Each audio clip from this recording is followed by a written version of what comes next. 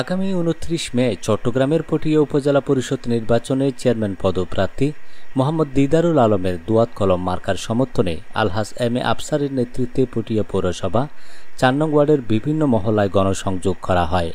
ভোটারের বাড়ি বাড়ি এবং ব্যবসা প্রতিষ্ঠানগুলোতেও বিতরণ করা হয় দুয়াত কলমের লিফলেট।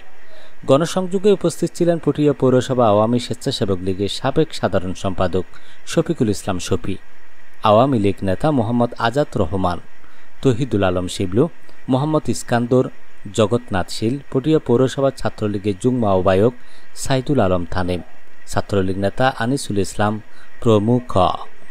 লিফলেট বিতরণকালে 29 মে পটিয়া উপজেলা পরিষদ নির্বাচনের চেয়ারম্যান প্রার্থী মোহাম্মদ দিদারুল আলমকে দুয়াত কলম মার্কায় ভোট দিয়ে বিজয়ী করার আহ্বান জানান। এ সময় পটিয়া পৌরসভা ৪ নং ওয়ার্ড এবং নতুন অফিস উদ্বোধন করেন তারা। উদ্বোধনকালে আলহাজ এম এ আফসার বলেন,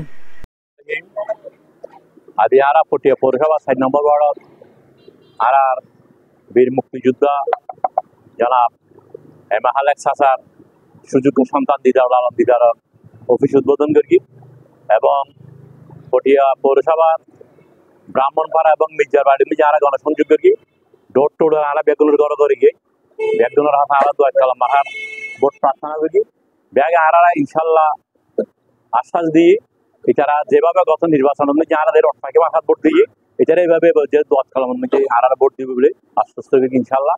আরা শতভাগ এই সেন্টার অনুযায়ী আরা প্রথমেই বলে আরা ইনশাল্লাহ আরা আশাবাদী। আসসালামু আলাইকুম।